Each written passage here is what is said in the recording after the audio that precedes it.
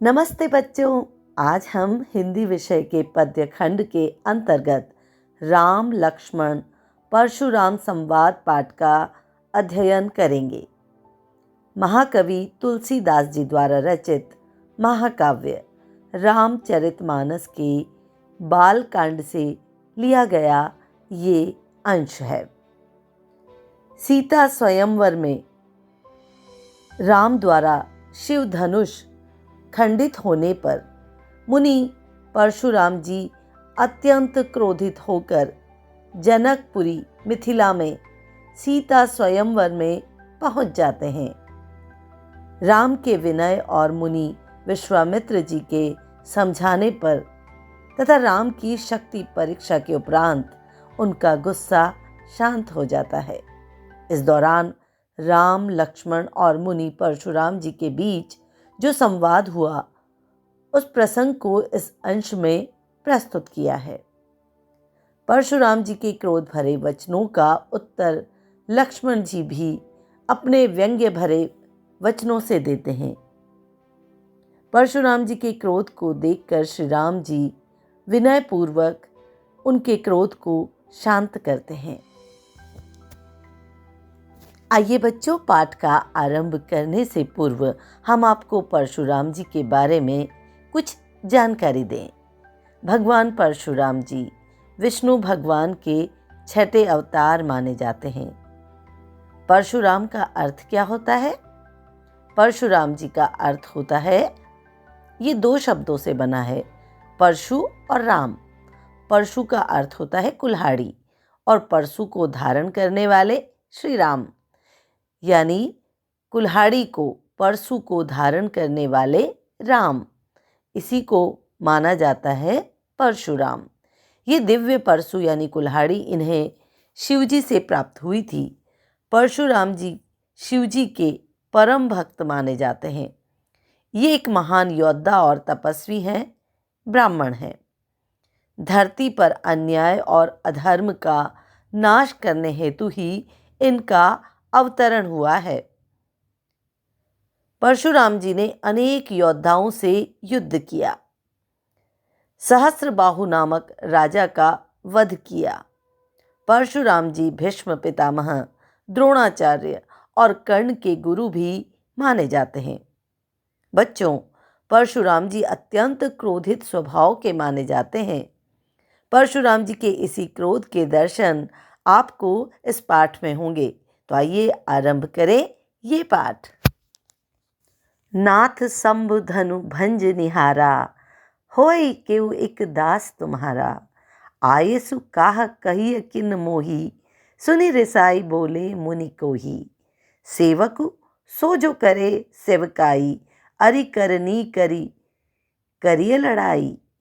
सुनहु राम जेहि शिव धनु तोरा, सहस बाहु सम सो रिपु मोरा। सो बिल गाओ बिहाई समाजा, न तमारे जे हई सब राजा। सुनि मुनि बचन लखन मुस्काने, बोले पर सुध रही अवमाने। बहु धनु ही तोरी लरिकाई, कबहु न असि रिस कीन गुसाई।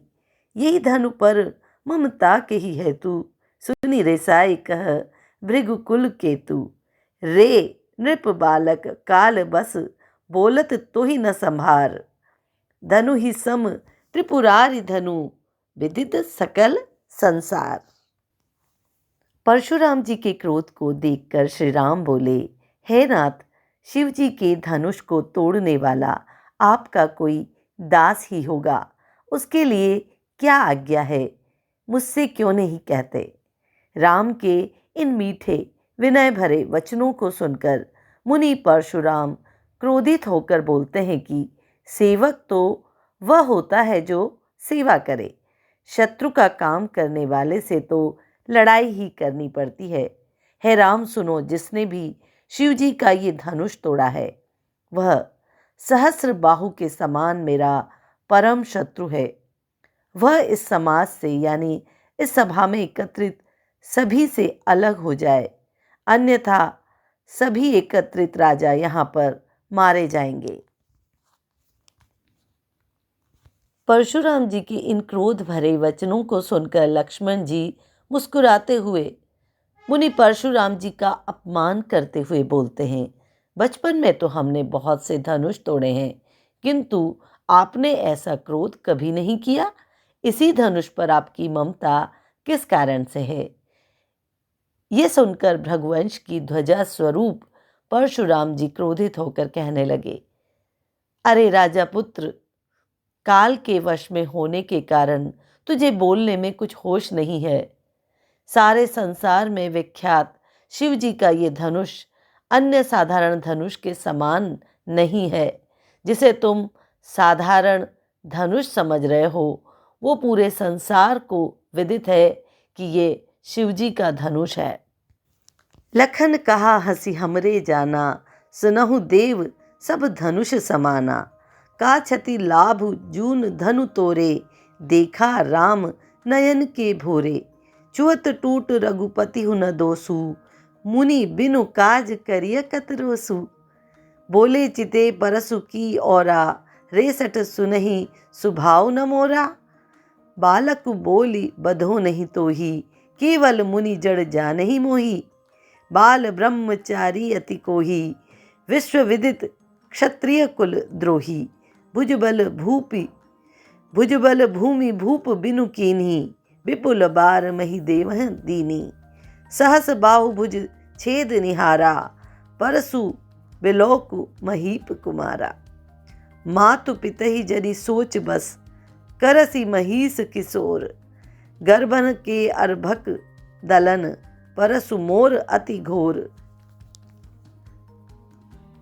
लक्ष्मण जी हंसकर बोले, हे देव सुनिए, हमारी जानकारी में तो सभी धनुष एक समान ही है। इस पुराने धनुष को तोड़ने से क्या हानि, क्या लाभ? श्री रामचंद्र जी ने तो इसे नया समझकर देखा था, परंतु ये तो छूते ही टूट गया। इसमें रघुनाथ जी का कोई दोष नहीं। मुनि, आप बिना कारण ही क्रोध करते हैं। परशुराम जी अपने फरसे की ओर देखकर बोले, अरे दुष्ट बालक, तूने मेरा स्वभाव नहीं सुना शायद। मैं तुझे बालक समझकर नहीं मार रहा। अरे मूर्ख, क्या तू मुझे केवल एक साधारण मुनि समझता है? मैं ब्रह्मचारी और अति क्रोधी हूँ। पूरा विश्व ये जानता है कि मैं क्षत्रिय कुल का शत्रु रहा हूँ। अपनी भुजाओं के बल से मैंने पृथ्वी को राजाओं से कई बार रहित कर दिया और बहुत बार उसे ब्राह्मणों को दे दिया। हे राजकुमार, सहस्र बाहु की भुजाओं को काटने वाले इस फरसे को देख। अरे राजा के बालक, तू अपने माता पिता को क्यों दुखी करता है? क्यों सोचने पर विवश करता है? मेरा फरसा बड़ा भयानक है। ये गर्भ में पल रहे बच्चों का भी नाश करने वाला है। अर्थात मेरा नाम सुनकर तो माताओं के गर्भ में पल रहे बच्चे भी भय से गिर जाते हैं। बिहसी लखनु बोले मृदुबानी, अहो मुनि सुमहाभट मानी। पुनि पुनि मोहि दिखाव कुठारू, चहत उड़ावन फूकी पहारू। यहाँ कुम्हड़ बतिया को नाही, जे तर्जनी देखी मरि जाही। देखी कुठार सरासन बाना, मैं कछु कहा सहित अभिमाना। भृगु सुत समुझी जनेऊ बिलोकी, जो कछु कहु सहो रिस रोकी। सुनो महिसुर हरिजन अरु गाई, हमरे कुल इन पर न सुराई। बंधे पाप अपकीरति हारे, मारत हूपा परिय तुम्हारे। कोटि कुलिस सम बचन तुम्हारा, व्यर्थ धरऊ धनु बान कुठारा। जो बिलो की अनुचित कहेऊं, क्षमऊ महामुनि धीर। सुनि सरोष भृगुवंश मनी, बोले गिरा गंभीर। लक्ष्मण जी हंसकर कोमल वाणी से बोले, अहो मुनीश्वर, आप अपने को बहुत बड़ा योद्धा समझते हैं। बार बार मुझे कुल्हाड़ी दिखाते हैं, फूंक से पहाड़ उड़ाना चाहते हैं, पर यहाँ कोई कुम्हड़े की बतिया, बहुत छोटा फल नहीं है जो तर्जनी यानी अंगूठे के पास वाली अंगुली को देखते ही मर जाती है। कुठार और धनुष बाण देखकर ही मैंने कुछ अभिमान सहित कहा था। भृगुवंशी समझकर और यज्ञोपवीत देखकर तो जो कुछ आप कहते हैं उसे मैं क्रोध को रोक कर सह लेता हूँ। देवता, ब्राह्मण, भगवान के भक्त और गाय, इन पर हमारे कुल में वीरता नहीं दिखाई जाती, क्योंकि इनको मारने से पाप लगता है और इनसे हारने पर अपकीर्ति होती है। इसलिए आप मारे तो भी आपके पैर ही पड़ना चाहिए। आपका एक एक वचन ही करोड़ों वज्रों के समान है। धनुष, बाण और कुठार तो आप व्यर्थ ही धारण करते हैं। इन्हें देखकर मैंने कुछ अनुचित कहा हो तो उसे हे धीर महामुनि क्षमा कर दीजिए। यह सुनकर भृगुवंश मणि परशुराम जी क्रोध के साथ गंभीर वाणी में बोले। तो बच्चों, अवधी भाषा में लिखित हिंदी के प्रसिद्ध महाकाव्य रामचरितमानस के बालकांड से लिए गए राम लक्ष्मण परशुराम संवाद का ये प्रसिद्ध अंश हमने अभी पढ़ा और समझा। तो बच्चों, इस पाठ के आधार पर हमने जाना कि भगवान राम शांत, मधुर और विनम्र वाणी में परशुराम जी का आदर करते हैं। वो कहते हैं कि शिव धनुष अनजाने में टूटा है। वहीं लक्ष्मण निर्भीक, तर्कपूर्ण एवं व्यंग्य युक्त वाणी से परशुराम जी के क्रोध को और बढ़ा देते हैं।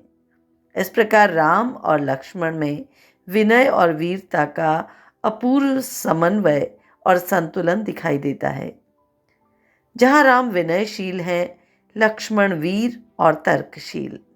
जब परशुराम जी श्री राम की शक्ति परीक्षा लेने हेतु अपने विष्णु धनुष को राम को उठाने को कहते हैं और राम उस विष्णु धनुष को बड़ी सहजता से उठा लेते हैं, तो परशुराम जी को ये बोध होता है कि वास्तव में राम विष्णु के ही अवतार हैं और उनका क्रोध और अहंकार शांत हो जाता है।